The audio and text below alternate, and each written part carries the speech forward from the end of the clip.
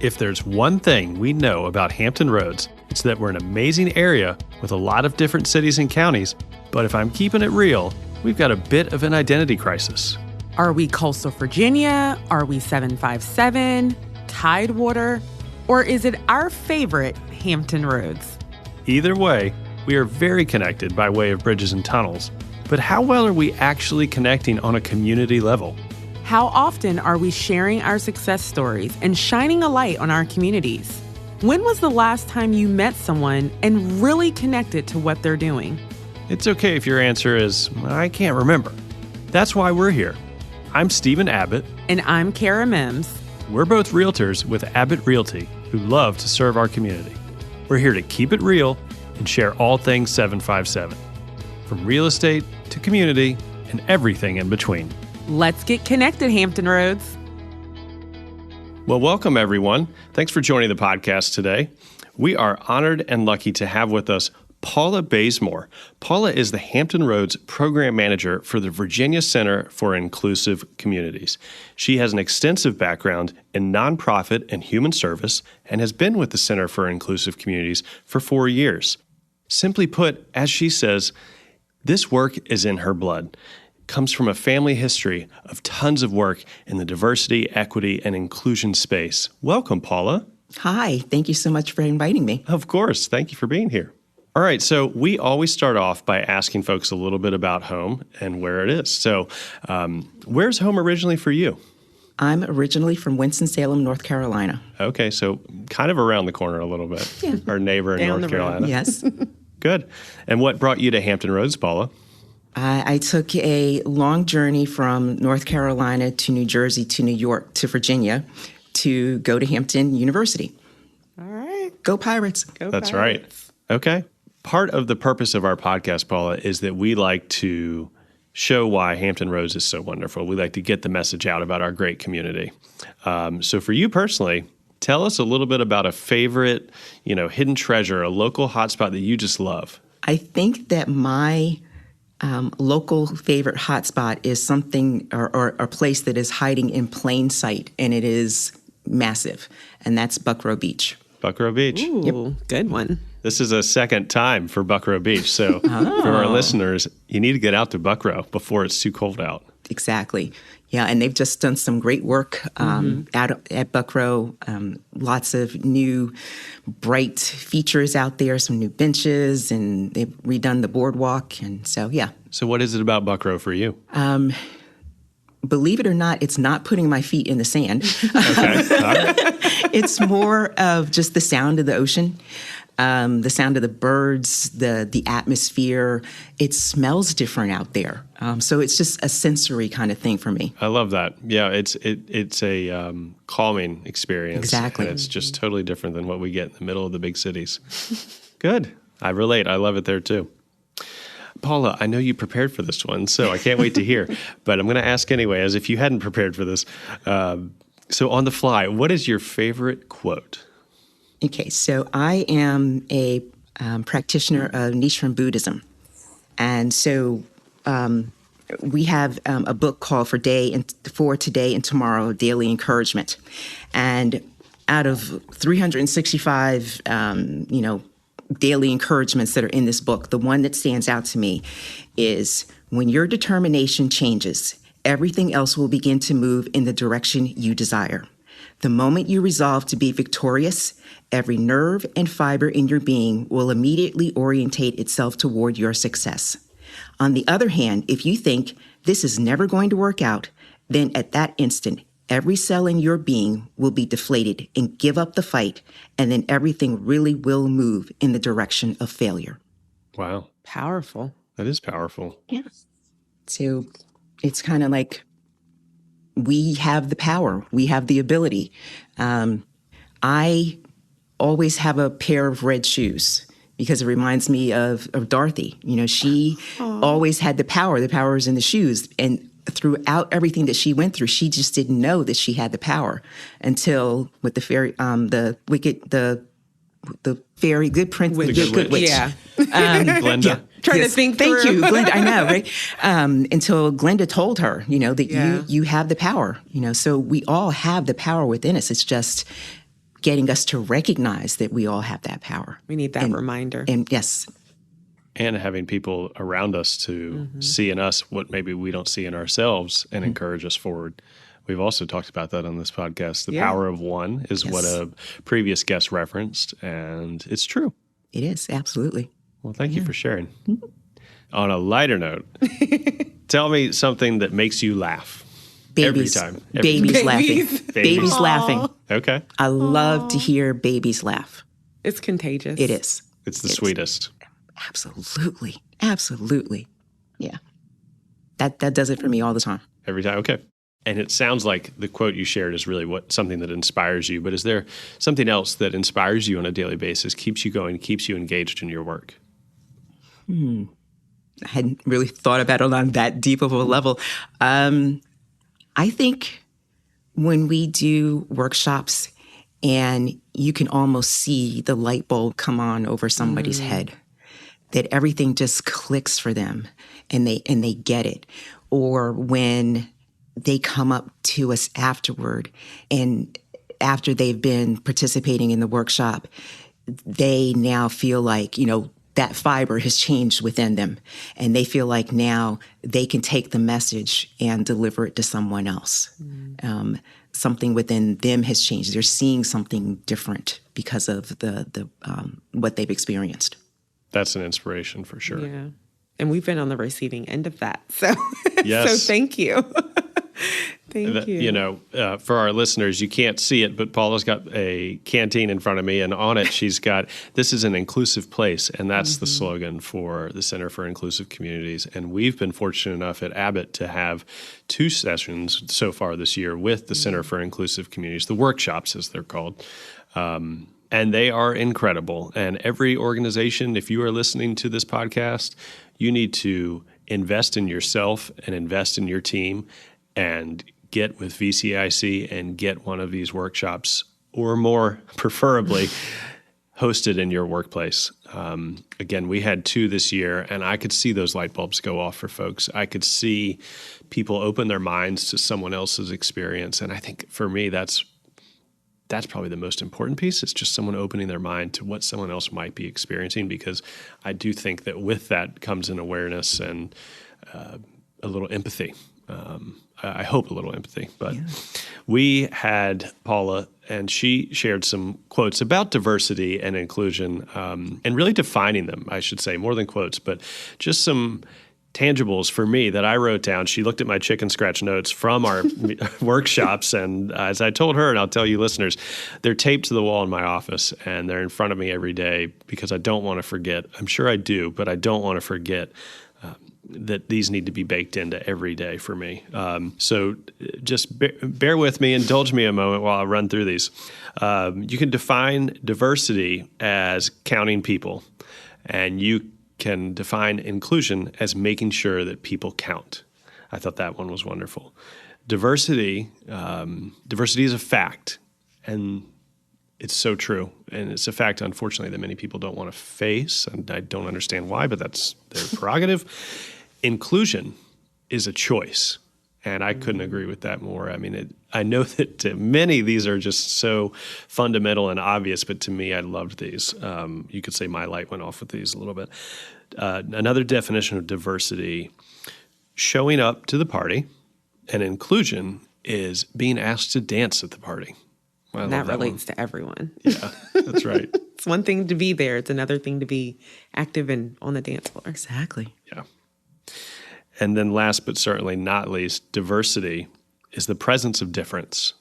And what a wonderful gift that is.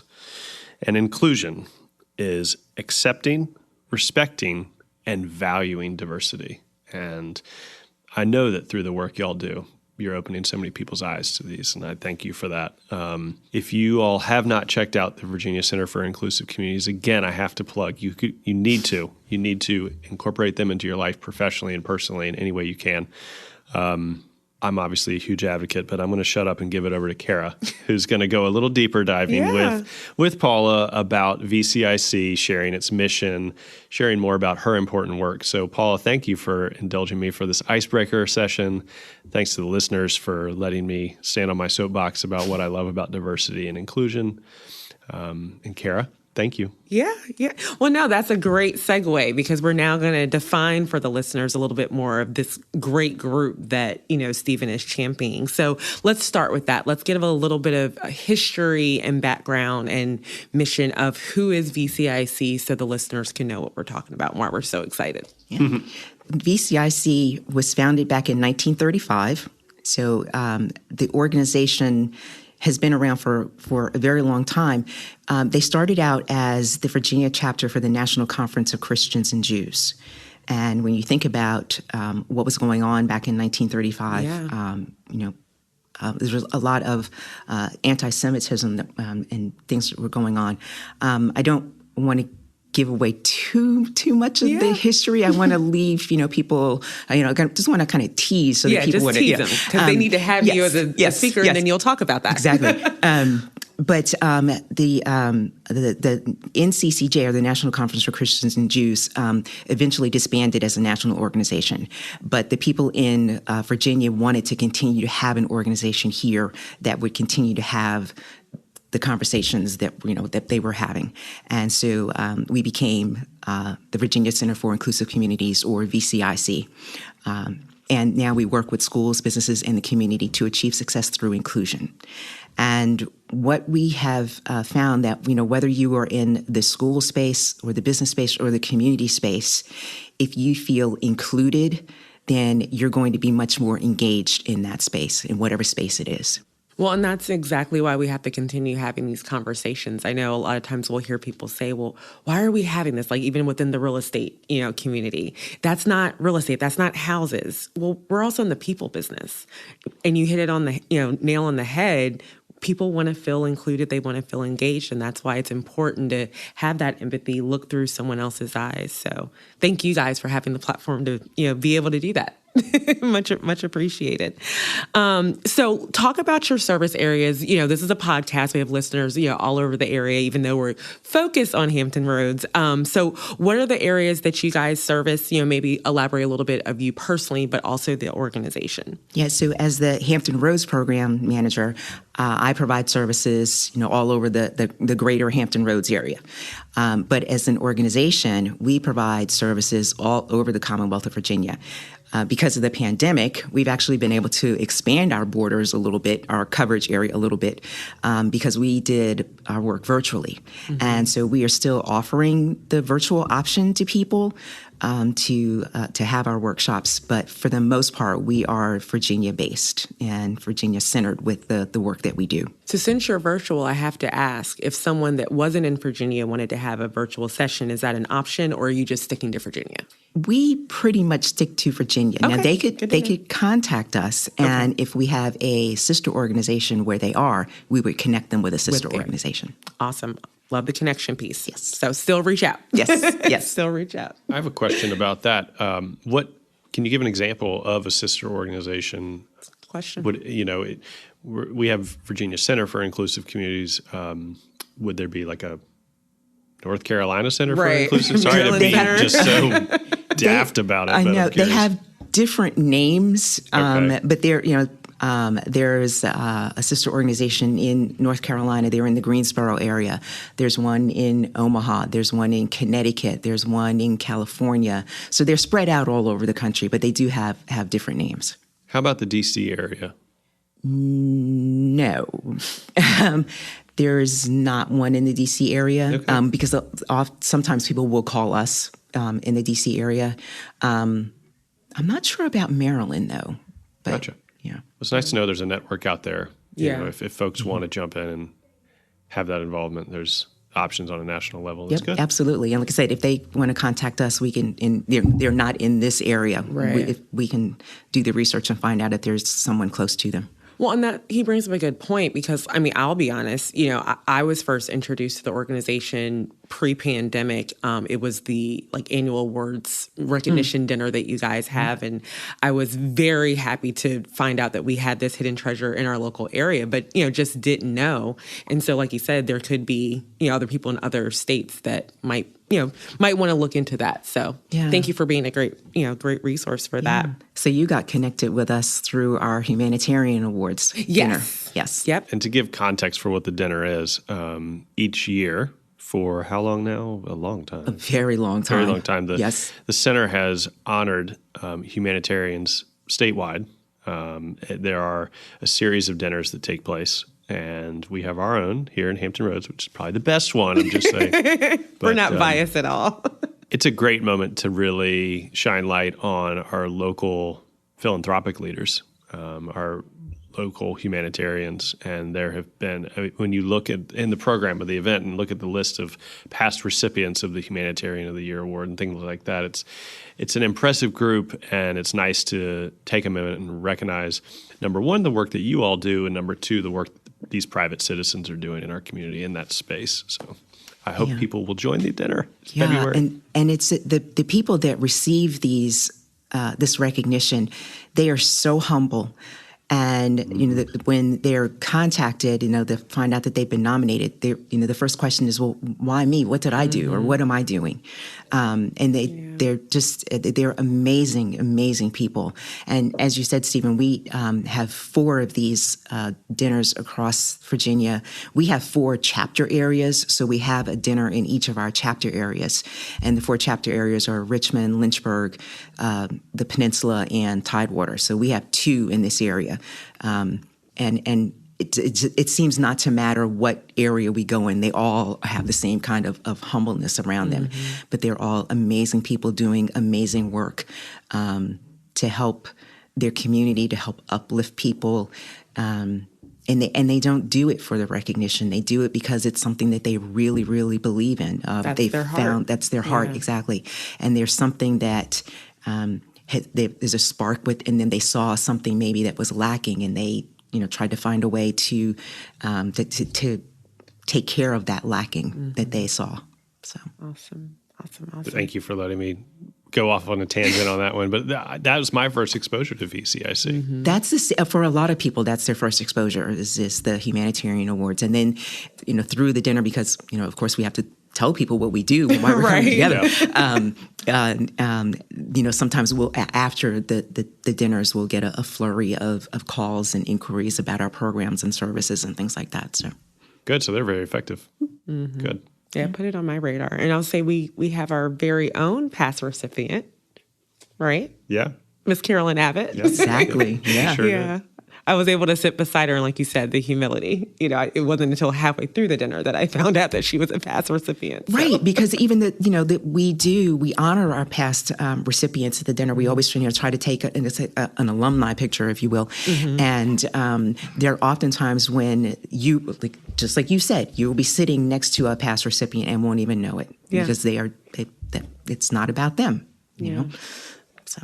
Well, you were talking about that, once you have these dinners, there's a flurry of people that, now it's kind of on their radar and they want to know more. So, Stephen kind of already talked about a little bit earlier that we had the opportunity to have you for 2 sessions. We were, kind of focused on the diversity and the inclusion part, but maybe you can share some of the other topics and, opportunities for workshops that you guys have for when people want to reach out, see how they can. Right. If I'm not mistaken, you had 1 session virtual and 1 session in person. Yes. Right? Yeah. So people are beginning to go back to the in-person. They want to have that in-person engagement. But whether it is in-person or it's virtual, our workshops are a highly engaging, very interactive. We found the way to use the technology to maximum capacity so that we can maintain that level of interaction. But we have all kinds of topics. We have kind of like our intro types of things where we introduce people to the cycle of prejudice and unconscious bias and microaggressions and intersectionalities. And then we can customize programs for an organization. If they are having problems with communication, then we can customize a workshop for them around communication and effective and inclusive communication. We also can do things like we have a workshop that we do called Beyond the Buzzwords that talks about some of the language that we use and the history of where some of these words come from. Because, if you know the history about some of them and understand how this terminology came about, then you can be better, more effective in the language that you use. We also have a workshop on inclusive mentoring and coaching. Another one is sense of belonging, and then we also have workshops that we do. Well, sense of belonging is typically done for our school community, but it is also something that can be done in the business or community space. And we also have a lot of different workshops that we do for educators. So we do workshops for educators and for school-age children. We are getting ready to gear up for one of our one-day forums for high school students called Diversity Dialogue Day. And we do several of those around the state. We do, as I mentioned, because we have 2 chapter areas here, we do 2 Diversity Dialogue Days in the Hampton Roads area. And Diversity Dialogue Day is for high school students, and it is open to any high school, whether it is an independent school or a public school, and they self-select to come to the program, and the students that are selected are both official and unofficial leaders of their school, because we know that there are leaders that don't have the title of president or or something like that. They just have that natural ability to lead. So we want a mix of the official and unofficial leaders in schools to come to this program. And so we have an open plenary, and we talk about a specific topic, and that's the theme for the day. And then they go into breakout groups, and they're mixed in with students from different schools. And then at the end of the day, they go back to their school groups, and they develop an action plan that they will implement at some point before the end of the school year. Love it.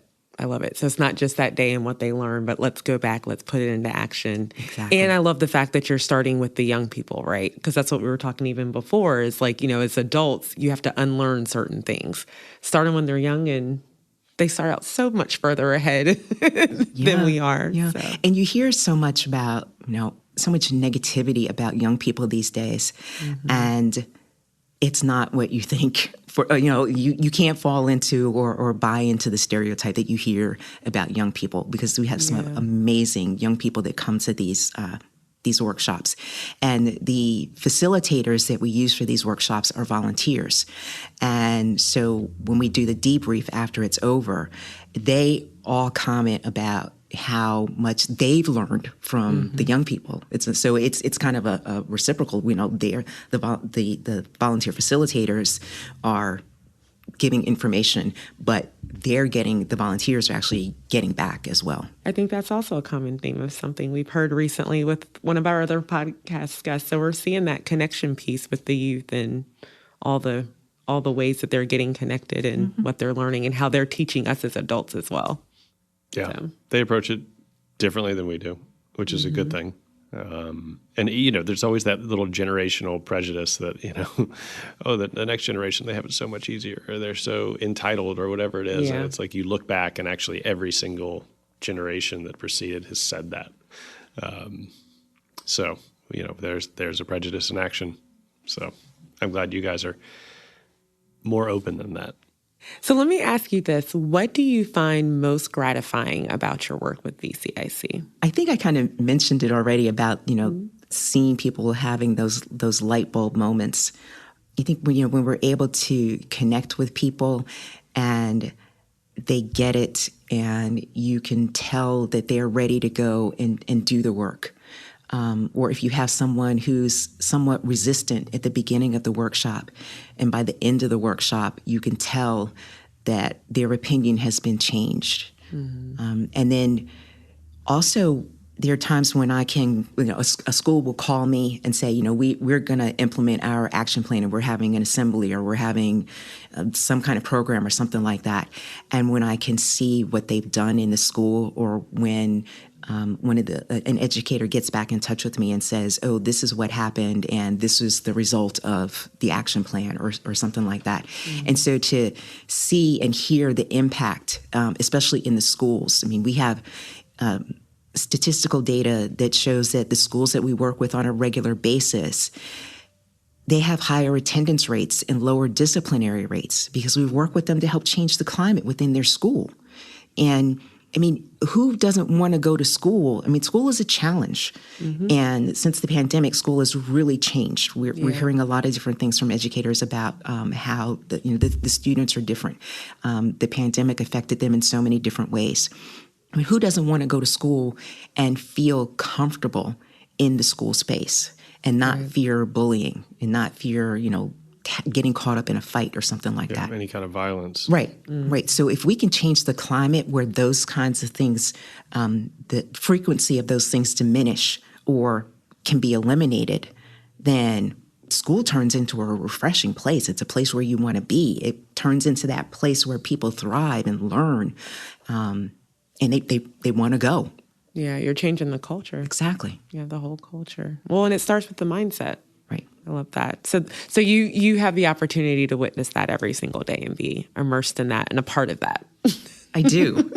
And it's not something that everybody can say, that they can actually see the effects of the work that they do, but we can. Well, I'm sure our listeners are falling in love with VCIC just as much as we are. So maybe tell our listeners, how can we support the initiatives that VCIC, have? One part of this podcast is we want to get people connected, know not only that these opportunities are available, but maybe how they can support and help. Yeah.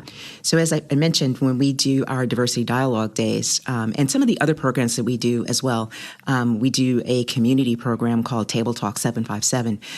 We use volunteer facilitators to help out with that. So that's one thing. You could become a volunteer with VCIC. But the main thing, as Stephen has I hope I didn't steal your thunder. No. No, I was going to say, as Stephen has encouraged people to do, is to engage us for a workshop or a workshop series. Series works best, but we will take, but individual workshops, are a way to open the door. But doing a workshop series, of course, deepens the learning that you have. But that's the best way to get involved with us, is to engage us in a workshop for your organization. What now? You said Hampton Roads Table Talks. Is that what you said? Or 757? Table Talk 757. Table Talk 757. What is that? Table Talk 757 is a community engagement event. We have people. So we've had to do these virtually because we have a partner that we do this with, People to People, which is a local organization in Newport News. And the concept of Table Talk is, everybody has had their day and then they come home around the table. So it's a conversation that you would have with the family around the dinner table. And so we usually have a specific topic, and we will have, either a keynote speaker or a panelist talk about that topic and give information about the topic. And then we break into dinner tables, if you will, and have conversation around the dinner table about that particular topic. And then we come back together and, kind of like summarize what people talked about at their individual tables. They also do it in the Richmond area. They have table talks in the Richmond area as well. Learning so much. Yeah, I didn't know about that. And the goal there is highlighting. Well, last year we did a series and we talked about things like food insecurity. Okay, and we talked about healthcare and transportation issues. We've also talked about housing and things like redlining and all kinds of things around steering, all of that kind of stuff. Awful practices that are all of those kinds of things. Sunsetting. Right. Mm-hmm. So we usually try to come up with a topic that really affects a lot of underrepresented populations in our community. And who is coming to the table talks? Is it just an open forum? Yes, it's open. Yes, anybody can come. So we will probably start up Table Talk 757 again in February. Okay. But the Table Talk in the Richmond area is going on now. So if you go to our website, inclusiveva.org, you can find out information about not just the Table Talk, but about all of the programs and services that we offer. So that's a great opportunity for somebody to sit at a table.